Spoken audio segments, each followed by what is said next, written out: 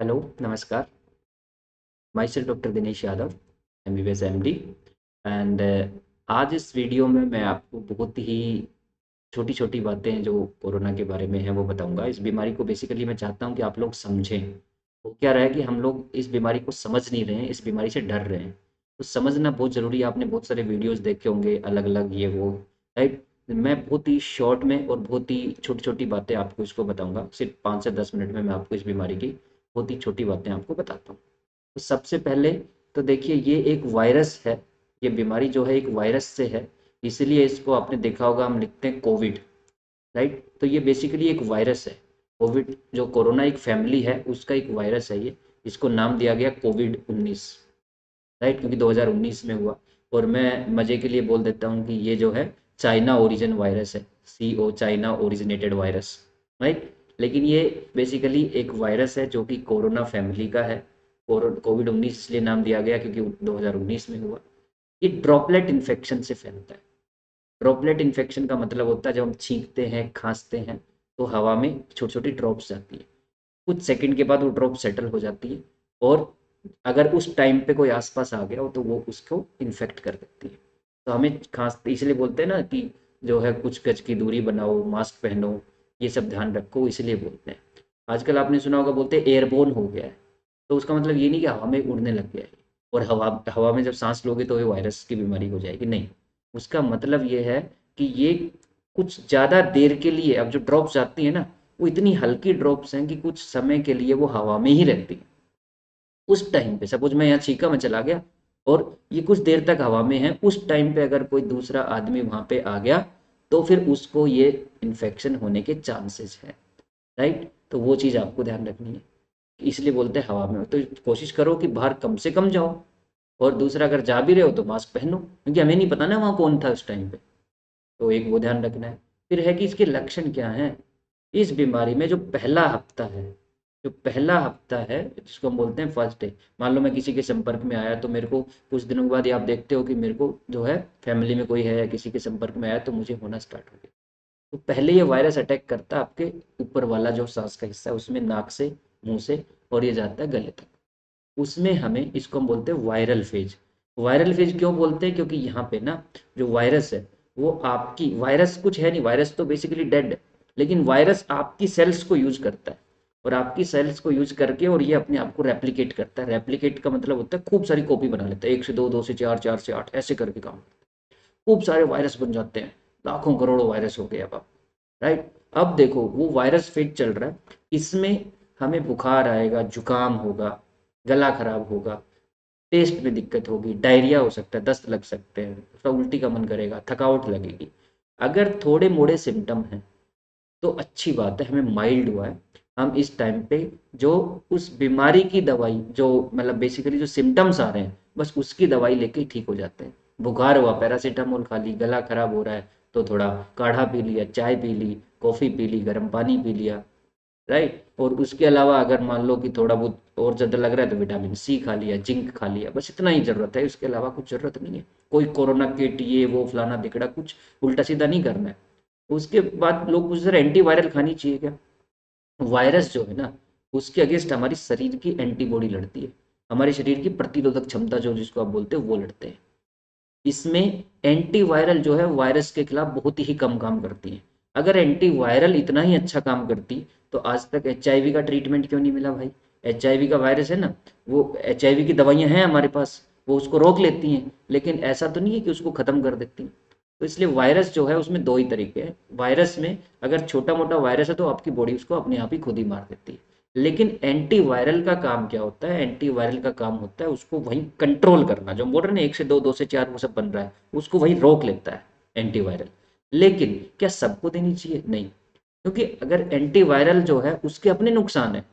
I told you, मैंने बताया था कि जितनी दवाइयां उनके अपने नुकसान, एंटीवायरल के अपने नुकसान, आपकी जो शरीर की जो नॉर्मल क्षमता उसको कम कर रहा है। तो ऐसे एंटीवायरल नहीं देनी। एंटीवायरल हम कब देते हैं, जब मरीज को ज़्यादा सिम्टम्स है, मॉडरेट है, सीवियर है, तब हम एंटीवायरल के बारे में सोचते हैं। कोई बहुत बड़ा रोल देखा नहीं गया एंटीवायरल का। अब मरीज एडमिट है, भर्ती कर लिया हमने अस्पताल में, तो हम चाहते हो जल्दी डिस्चार्ज हो जाए। तो उसके लिए हम क्या करते हैं, उसके वायरस को रोकने की कोशिश करते हैं। वहाँ पे हम रेमडेसिविर का इंजेक्शन यूज करते हैं। लेकिन बहुत सारी स्टडीज बोल रही हैं कि कोई खास रोल नहीं है। दो तरह की स्टडीज हैं, कुछ स्टडीज इसको फेवर करती हैं, कुछ नहीं कर रही हैं, कंक्लूजन रिजल्ट कुछ नहीं निकल रहा है। लेकिन WHO जो बड़े बड़े स्टडीज हैं वो बोलती हैं कि कोई बहुत बड़ा रोल नहीं है। लेकिन हाँ, मरीज को जरूरत है, डॉक्टर को लगता है कि इस मरीज को देने से इसको ये बेनिफिट हो सकता है, तो वहाँ पे रिस्क बेनिफिट रेशियो देखते हैं हम, रिस्क और बेनिफिट। सब मरीजों को तो नहीं देते, हर दवाई का रिस्क बेनिफिट होता है, रिस्क ज़्यादा है तो नहीं देना, बेनिफिट ज़्यादा है तो देना है। वो डॉक्टर डिसाइड करता है, टीम होती है वो डिसाइड करती है। तो किसी को रेमडेसिविर सबको नहीं देना, तो लेके नहीं बैठना है। ऐसे जो टैबलेट भी आती हैं वायरस की, वो भी सबके लिए नहीं है, उनके अपने नुकसान है। मैंने मरीज देखे फेबी फ्लू खा रहे हैं अपनी मर्जी से, उसके अलावा एंटीबायोटिक खा रहे हैं। एंटीबायोटिक ये वायरस है, या एंटीबायोटिक काम नहीं करेगी। तो आप कहते हो कि सर डॉक्टर भी तो लिख देता है। कई बार क्या होता है कि आपका गला खराब हो, वहाँ पे आपको इम्यून सिस्टम काम कर रहा है ना, अब उस वजह से कई बार इम्यूनिटी अगर आपकी कम है तो बैक्टीरिया का इन्फेक्शन भी हो जाता है, तो उसमें डॉक्टर दे देता है। और कुछ एंटीबायोटिक एक दो ऐसे भी हैं जैसे डॉक्सी एजिथ्रो, उनका देखा गया है कि वो वायरस पे भी थोड़ा बहुत काम करती है, थोड़ा बहुत। ऐसे इवरमेक्टिन है जो कि पैरासाइट के लिए काम करती थी, उसका भी देखा गया कि थोड़ा बहुत वो वायरस पे काम करती है। तो कभी कभी हम लोग वो यूज करते हैं, लेकिन सबको जरूरत नहीं है। राइट, हमें देखना पड़ता है उसको हार्ट की बीमारी तो नहीं है, उसको अस्थमा तो नहीं है, उसको डायबिटीज तो नहीं है। इन सब दवाइयों के सब नुकसान है, हमें देखने पड़ते हैं। नुकसान ज़्यादा है कि फ़ायदा ज़्यादा, उसके बेसिस पे डिसाइड करते हैं, सबको नहीं देते। राइट, और अगर कोई सबको दे भी रहा है तो मतलब वो गलत कर रहा है फिर। उसके बाद अगर हम कहें कि दूसरा हफ्ता इंपॉर्टेंट है, पहला हफ्ता निकल गया, मोस्टली आप देखेंगे 70-80% मरीज यहीं ठीक हो जाते हैं, कुछ नहीं करना पड़ता। लेकिन वो फैला दिए हैं उसको, उस टाइम पे वो अपने आप को आइसोलेट नहीं करे, उस टाइम पे उन्होंने ध्यान नहीं रखा। राइट, तो उनको पता ही नहीं, कई को तो पता ही नहीं चलता कि मुझे हो गया, कुछ को पता चलता है तो इग्नोर करते हैं। और कुछ जो है ज़्यादा ही समझदार है, वो कहते हैं नहीं बताऊंगा तो क्या हो जाएगा, वो फैला चुके हैं। अब फैमिली में फैल गया, रिश्तेदारों में फैल गया, शादियां अटेंड कर रहे हैं, इधर उधर जा रहे हैं, मास्क भी नहीं लगा रहे हैं, बात कर रहे हैं, उससे क्या हो गया, वो फैल गया। अब अगर फैल गया तो जिनको नहीं था, कम सिम्टम थे, उनके तो अच्छी किस्मत थी, बच गए। लेकिन कुछ लोगों की इम्यूनिटी कम होगी, और अगर इम्यूनिटी कम है अपनी, सपोज डायबिटीज का मरीज है, हाइपरटेंशन का है, हार्ट का मरीज है, अस्थमा है, सीओपीडी है, राइट, सांस की बीमारियां हैं, किसी की कोई मोटा है, मोटापा भी कम करता है इम्यूनिटी को आपको। तो ये सारी चीज़ें जो है रिस्क फैक्टर हम बोलते हैं, एज ज़्यादा है, तो इन सब मरीजों में क्या होता है कि अब दूसरे फेज में चला जाता है। दूसरे फेज में क्या हुआ, अब जो वायरस जो है उसने अपने आप को इतना मजबूत कर लिया कि भैया अब हम अटैक करेंगे। पहले वो सेना तैयार कर रहा था, अब वो सेना अटैक करेगी। किस पे, वो आपके लंग्स पे सबसे पहले अटैक करता है। उसको लंग्स अच्छा लगता है क्योंकि वहाँ पे ऑक्सीजन है ना, खाना पानी बढ़िया है उसके लिए, वहाँ वो अटैक करता है। और जैसे चूहे कतर देते हैं ना, वैसे कतरता है। इसमें टिपिकल आप देखते हैं एक्सरे और HRCT में, यहाँ साइड से और नीचे से कतरना स्टार्ट होता है, रेड बाइट अपीयरेंस आता है। तो वो उसको कतर रहा है, जैसे न्यूमोनिया जो होता है, बैक्टीरिया में भी होता है न्यूमोनिया। तो न्यूमोनिया हो रहा है, लेकिन ये वायरल न्यूमोनिया है। वायरल न्यूमोनिया में अलग तरह का अपीयरेंस आता है, बैक्टीरियल में अलग आता है। तो वो डॉक्टर देखता है कि इसको कौन कितना ग्रेड हो गया, HRCT की ग्रेडिंग है, कोरेड स्कोर है, उन सब से देखता है। इस सेकंड वाला हफ्ता जो है ना, ये बहुत इंपॉर्टेंट है। पहले वाले हफ्ते में जब मरीज मॉडरेट सीवियर होता है तो हम जांच करवाते हैं, लेकिन वहाँ पे हमें उन जांचों से सिर्फ थोड़ी बहुत हेल्प मिल रही है। इस हफ्ते में जांच की बहुत ज़्यादा इंपॉर्टेंट है। इस हफ्ते में हम CBC करवाते हैं, ESR करवाते हैं, ब्लड की छोटी मोटी जांचें हैं, इंटरल्यूकिन जो है सबको नहीं करवाते, CRP करवाते हैं, HRCT की जरूरत सबको सब नहीं करवानी है। मरीज की स्थिति देख के उसको CBC ESR की जरूरत है, KFT LFT करवा लेते हैं मरीज का। हमें अगर डाउट है कि किडनी सही नहीं है, जो है लीवर सही नहीं है, इन्फ्लामेशन कितना हो गया, उसके लिए CRP होता है, चेस्ट एक्सरे, HRCT। लेकिन ऐसा नहीं है कि जो मरीज दूसरे हफ्ते में आ गया उन सबकी ये सारी जांचें करवाएंगे। राइट, इस लेक्चर का मतलब, इस वीडियो का मतलब ये बिल्कुल नहीं है कि आप जो है ये सबको फॉलो करना स्टार्ट कर दो ब्लाइंडली कि भैया दूसरे हफ्ते में डॉक्टर साहब ने बोला ये सारी जांच करवा लो। नहीं, दोबारा से मरीज को देखेंगे, उसको कौन सी जांच की जरूरत है, वो जांच हम उसकी करवाएंगे। अगर सिम्टम्स ज़्यादा हैं, सीरियस है, सीवियर है, तो फिर हमें उसी हिसाब से जांचें करवानी पड़ती हैं। तो HRCT से हमें पता चलता है कितना नुकसान छाती में हो चुका है। कई बार क्या होता है कि टेस्ट नेगेटिव आ गया, HRCT जो है वो पॉजिटिव आ रहा है। और देखिए आपने एक चीज़ और देखी होगी इस वायरस में, कि टाइफाइड का टेस्ट करवाया, टाइफाइड पॉजिटिव आ गया और लोग टाइफाइड के लिए इंजेक्शन लगाना स्टार्ट कर दिए। टाइफाइड का रिजल्ट इस टेस्ट में पॉजिटिव आता है। क्यों? क्योंकि वो दोनों जो है, इसमें भी एंटीजन जो है, इसका एंटीजन और टाइफाइड वाले जो किट है ना, वो किट में क्रॉस रिएक्टिविटी है, उसकी वजह से टाइफाइड पॉजिटिव आ जाता है। उसका मतलब ये नहीं कि उसको टाइफाइड का ट्रीटमेंट स्टार्ट कर दे, काफ़ी जो है आप देखते हो, जो होते हैं ना झोला छाप डॉक्टर, वो बोलते हैं अरे ये तो टाइफाइड पॉजिटिव आ गया, इसको तो टाइफाइड का इलाज दे दो, लगा रहे हैं इंजेक्शन मोनोसैप पता नहीं क्या क्या। नहीं है, वो टाइफाइड नहीं है, वो कोविड ही है। राइट, तो HRCT करवाओ, चेस्ट एक्सरे, अगर आपको डाउट लगता है, अगर ये पॉजिटिव जो है आपने वो करवाया टेस्ट और टेस्ट नेगेटिव आ गया, तो मतलब ज़रूरी नहीं है कि आपको कोविड नहीं है, हो सकता है हो। अगर सिम्टम्स आ रहे हैं तो हम एक्सरे या CT करवाते हैं, सबका HRCT नहीं करवाते। जिसका हमें लगता है ज़्यादा प्रॉब्लम है और डायग्नोस नहीं हो रहा, हमें डाउट है कितना स्कोर है, तो फिर हम HRCT करवाते हैं। उसके अलावा हम CRP देखते हैं कितना इन्फ्लामेशन हो रखा है। इन्फ्लामेशन का मतलब है कि पहले आपकी इम्यून सिस्टम वायरस को रोकना चाह रहा था, लेकिन अब इम्यून सिस्टम वायरस को रोक नहीं पाया, वायरस बढ़ गया, तो इम्यून सिस्टम भी बढ़ जाता है और वो अब अपने आप को ही नुकसान कर रहा है। आपकी एंटीबॉडी इतनी ज़्यादा बढ़ गई कि आपके ही लंग्स को खाने लगी, आपके ऑर्गन्स को खाने लगी, तो हम बोलते हैं हाइपर इन्फ्लामेटरी स्टेज में चला गया। ये पोस्ट वायरल है। इस फेज में वायरस की दवाई देने का कोई फायदा नहीं है। अगर मरीज 8वें 9वें दिन के बाद आता है तो हम एंटीवायरल नहीं देते हैं। राइट, अगर कभी कभी कोई दोबारा से वही चीज़ है, कोई कोई केस में हमें लगता है कि थोड़ा डाउट होता है कि अभी भी वायरस एक्टिव है, तो दे सकते हैं, क्योंकि बीमारी जो है ना वो हर मरीज में सेम तरह से नहीं होती। अगर सेम तरह से बीमारी प्रेजेंट होने लगे तब तो आसान हो जाएगा इलाज, हर मरीज में कुछ अलग दिखता है। तो हम देखना पड़ता है इन टेस्ट से कि अभी वायरस एक्टिव है कि नहीं है, अभी इन्फ्लामेटरी फेज में चला गया नहीं चला गया। तो अगर वायरस एक्टिव है तो 9वें 10वें दिन तक भी आपने देखा होगा कभी कभी एंटीवायरल हम लोग सीरियस मरीज में दे देते हैं। लेकिन मेन जो इस फेज में है वो है इन्फ्लामेशन। इन्फ्लामेशन बढ़ रहा है तो हमें अब इन्फ्लामेशन को रोकना है, और ऑक्सीजन कम होने लगता है क्योंकि लंग्स खा रहा है ना, ऑक्सीजन कम होने लगता है, तो यहाँ पे ऑक्सीजन सेचुरेशन चेक करना बहुत जरूरी है। अब आपको सर ये डी डाइमर क्यों कर लिया, ये LDH क्यों कर लिया, इसमें खून का थक्का बनता है, खून का थक्का बनता है, उससे भी नेक्रोसिस होता है, एरिया जो लास्ट के एरिया है ना वो कटना स्टार्ट हो जाते हैं। जिसको पहले से बेचारे को खून का थक्का जमता है उनके लिए बड़ी प्रॉब्लम है। तो लोग क्या कर रहे हैं, अरे खून का थक्का जमता है, चलो एस्प्रिन खा लेते हैं, चलो डिस्प्रिन खा लेते हैं, चलो हेपरिन, उससे खून पतला हो रहा है, ब्लीडिंग हो जाएगी, पता भी नहीं चलेगा। इसलिए डॉक्टर को डिसाइड करने दो कि खून के पतला करने की दवाई देनी है नहीं देनी है। वो रिस्क बेनिफिट रेशियो, रिस्क कितना है बेनिफिट कितना है, सबसे जरूरी चीज है। ऑक्सीजन सेचुरेशन देखते हैं, अगर मरीज को ज्यादा सिम्टम्स नहीं है तो टेंशन वाली बात नहीं, हम कभी कभी ऑक्सीजन सेचुरेशन चेक कर लेते हैं उसका दिन में 1-2 बार। लेकिन अगर मरीज को सिम्टम्स हैं, उसको दिक्कत हो रही है, तो फिर हम ऑक्सीजन सेचुरेशन हर 4 घंटे पे उसको बोलते हैं। अगर 95 से ऊपर है तो चिंता नहीं है, अगर 90 से 95 है तो थोड़ा रिस्क है, अलर्ट रहना है। प्रोन पोजीशन में उल्टा लेटना है, लेफ्ट लेटरल में लेटना है, राइट लेटरल में कभी इधर इस करवट कभी इस करवट, उल्टा, जितना ज़्यादा हो उसके सीधा कम से कम लेटना है। और सीधा लेटना भी तो पीछे तकिए लगा के लेटना है। उससे क्या होता है, हमारा लंग्स जो है वो अच्छे से ऑक्सीजन का प्रवाह करते हैं और उससे ऑक्सीजन मेंटेन रहता है। 90 से कम चला गया तो हो सकता है ऑक्सीजन की जरूरत पड़े, बट इसका मतलब ये नहीं कि हर कोई ऑक्सीजन सिलेंडर लेके बैठ जाए।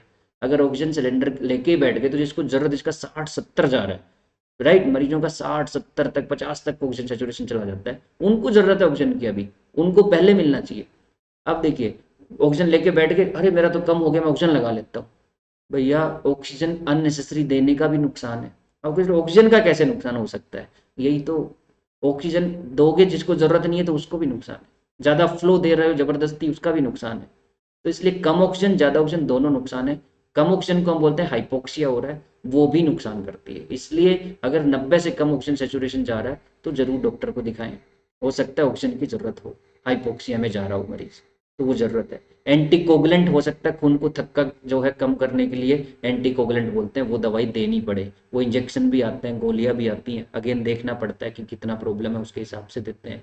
स्टीरॉयड देते हैं, अब उसमें क्या हो रहा है, पहले दिन से स्टीरॉयड खा लो, स्टीरॉयड आपकी इम्यूनिटी को कम करता है। हमने बताया दूसरे फेज में आपकी इम्यूनिटी ज्यादा एक्टिव हो गई, इसको हम बोलते हैं हाइपर इम्यून रिस्पॉन्स आ गया, वहां पे स्टीरॉयड देते हैं जो कि आपकी इम्यूनिटी को कम कर रहा है। अब सोचिए अगर आपने पहले हफ्ते में स्टीरॉयड खा लिया तो इम्यूनिटी को कम कर दिया, वायरस तो और ज्यादा एक्टिव हो गया। इसलिए ऐसे नहीं करते। स्टीरॉयड दूसरे हफ्ते में देता है, डॉक्टर देखता है इसको स्टीरॉयड की जरूरत है क्योंकि इसको हाइपर इम्यून रिस्पॉन्स आ रहा है, ये टेस्ट बढ़े हुए हैं, इसमें ऐसा हो रखा है, इसकी वजह से इसको स्टीरॉयड देना चाहिए, लंग्स में इतना प्रॉब्लम है इसकी वजह से इतना स्टीरॉयड देना चाहिए। कितना डोज में कौन सा स्टीरॉयड, मेड्रोल देना है, वाइसोलोन देना है, डेक्सा देना है, इंजेक्शन देना है, गोली देना है, वो डॉक्टर को डिसाइड करने दीजिए। उससे भी काम नहीं चलता है फिर हम देते उससे भी पावरफुल वाली मोनोक्लोनल एंटीबॉडीज वगैरह। अब वो कह रहा है लोग ये रख के बैठ गए हैं, स्टॉक जमा कर लिए हैं कि भैया हो सकता है, अगर जमा करोगे तो हो सकता है जरूरत पड़ ही जाए, नहीं जमा करोगे तो भगवान चाहेगा जरूरत ना पड़े। बहुत कम मरीजों को ज़रूरत पड़ रही है, लेकिन वास्तव में जिनको ज़रूरत है उनको मिल नहीं रहे हैं। टोकलीजुमैब नहीं मिल रहा है, उसके लिए बेवासीजुमैब यूज कर रहे हैं डॉक्टर्स, क्योंकि मिल ही नहीं रहा है। तो ऐसे रख के नहीं बैठना है, जिसको ज़रूरत है उसको मिलना चाहिए। अगर तो, और ये भी सबके लिए नहीं, बहुत लिमिटेड लोगों के लिए सब दवाइयाँ ज़रूरत पड़ रही हैं, और जो लिमिटेड लोगों को ज़रूरत पड़ रही है उनको ही नहीं मिल रही।